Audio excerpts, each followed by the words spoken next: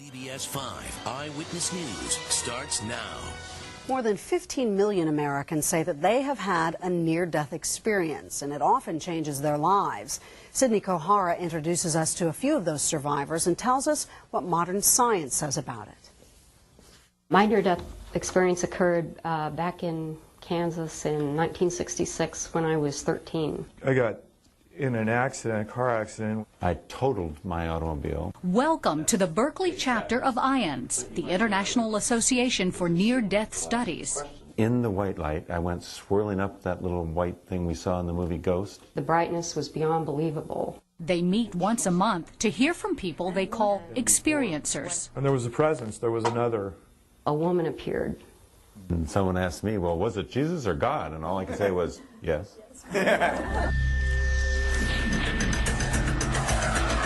For these scenes in the movie Flatliners, producers tried to recreate what real near-death survivors had told them about leaving their bodies, seeing their whole life in a flash, or speaking to a higher spirit, and then coming back dramatically changed. I now have no fear of death. I know exactly where the spirit goes, and I even know we come back again.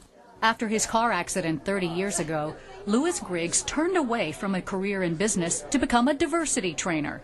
They all say their time in the light was the most real thing that ever happened to them. Even in that place without people or objects or anything was more real than anything I'd ever experienced. Isn't that funny? People who've been temporarily dead feel more alive than they ever have in their life. This is a PowerPoint presentation. UC Davis psychologist Charles Tart has been studying near-death experiences for 40 years and believes that consciousness is a form of energy that can leave the body. These are the electrode wires that go to measure her brain waves. In the mid-1960s, Dr. Tart set up this experiment with Miss Z, a young woman who claimed to have regular out-of-body experiences while sleeping. And indeed, while apparently asleep in Tart's laboratory, Miss Z was somehow able to read and memorize a 5-digit number, which was written on a piece of paper on a shelf near the ceiling. I thought, wow. Or the scientific version of whatever wow was in those days. When I started my research on out-of-the-body experiences, because I'd had these experiences myself, I really wanted it to be true that my spirit had left my... It's just not. British psychologist Susan Blackmore was convinced she had left her body while smoking marijuana in 1970. She spent the next 35 years studying paranormal phenomena. But she says no one has ever been able to repeat Charles Tart's experiment with Miss Z. And Dr. Blackmore became a skeptic when every case she researched appeared to be either a fabrication or a vivid hallucination. Most people believe that they are a spirit or a soul that can leave their body. And it just isn't so. It's a good book.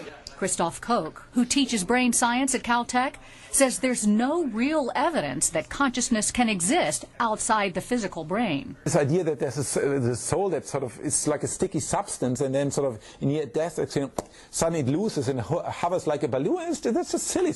Koch says doctors in Switzerland recently discovered the part of the brain that causes out-of-body hallucinations.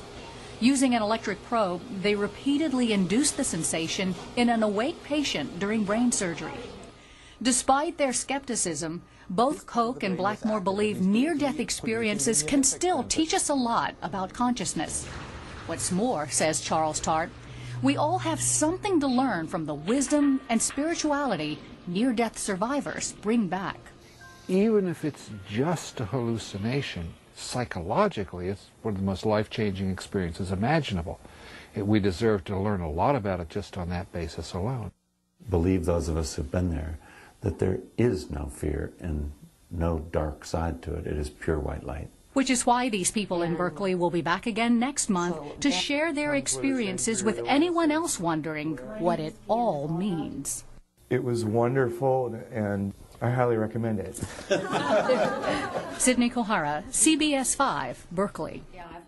And our report on near-death experiences is on CBS5.com. You can hear more of these stories, or you could share your own. Click on Special